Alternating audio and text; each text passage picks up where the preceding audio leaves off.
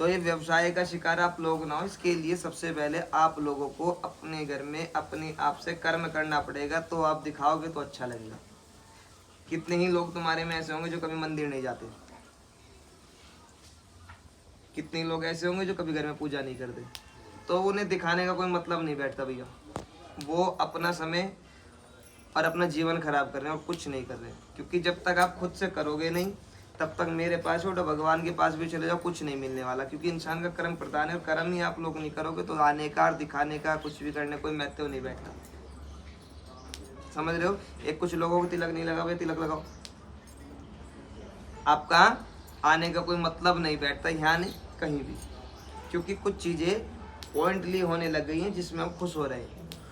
उन पॉइंट का शिकार आप लोग ना हो, इसलिए खुद को आध्यात्म की तरफ लेके जाए। भगवान की सबसे पहले पूजा करनी शुरू करें। सुबह जल्दी उठो, नहाना धोना करो, नहाना धोना करने के बाद 1 मिनट 1 घड़ी जितना अपने पास समय, पहले सबसे पहले दीपक जला के भगवान का, जिस देवी देवता को आप मानते हैं उनका जप करें। मंदिर जाने की आदत डालें, तब आप अच्छे लगोगे आते हुए भी और किसी को दिखाते हुए भी, तब रास्ता भी सही लगेगा। और कभी आपसे किसी का कोई लेना नहीं, किसी का कोई देना नहीं। आप किसी को दिखाओगे, आप कभी रास्ता सही नहीं मिलेगा, भटकोगे, आप लोग भटकोगे। तो ऐसा ना करें।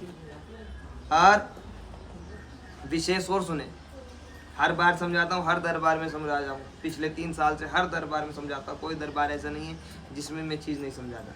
जैसे मेरे पास आए, ऐसे ही हो सकता है कि सभी लोग किसी और के पास भी गए होंगे, और हो सकता है कि भगवान ना करे, मान ना करे कि आपको किसी और के पास भी जाना पड़ जाए। जाओ, कोई दिक्कत नहीं है, लेकिन वहाँ जाने के बाद आप लोग मूर्ख ना बने, आप लोग परेशान ना हो।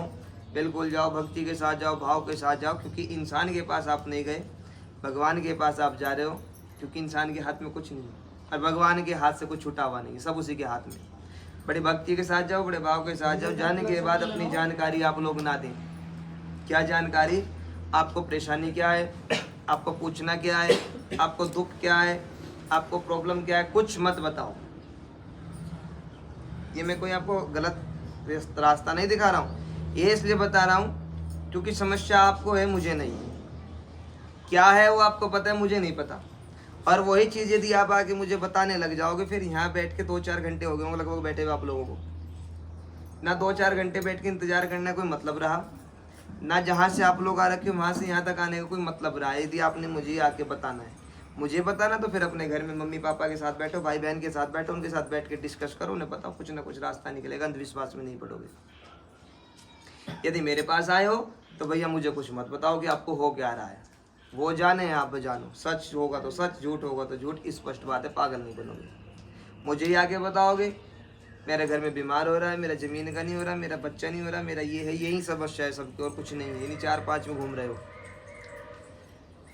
तो भैया उसका कोई मतलब नहीं रहा है। फिर आप अंधविश्वास की तरफ जा रहे हो। फिर बनाने वाला पापी नहीं है, बनने वाले पापी, क्योंकि वजह हमेशा दोषी होती है और वजह आप ही लोग हैं। जिस दिन आप ये सब चीज करना शुरू कर दोगे, उस दिन मानना ये लोगों की पाखंड की दुकानें बंद हो जाएंगी। उस दिन आप लोग, हम लोग अंधविश्वास से बचना शुरू हो जाएंगे। तो ऐसा काम ना करें। ठीक साहब, समझ आई मेरी बात? बराबर। हाँ, आराम लगे ना लगे, नंबर लगे ना लगे, समस्या का समाधान होना हो नहीं पता, लेकिन ये दिमाग में यदि आपने बात डाल ली तो पक्का मेरा प्रॉमिस है, आपको कोई बेवकूफ़ नहीं बना सकता। ठीक है साहब? हाँ, बाकी देखो ज़्यादा लंबा समय नहीं है मेरे पास, भी 2-3 घंटे हैं। ठीक, अब ज़्यादा लंबा डीपली ना समझाते हुए शॉर्टकट में समझे, बाकी बीच में समय लगेगा तो समझाऊंगा। बाकी आओ दरबार शुरू करते हैं, भगवती का ध्यान करें। सभी को जय माता दी। आओ दरबार शुरू करें। ओ भैया, तो कैमरा बंद करिए।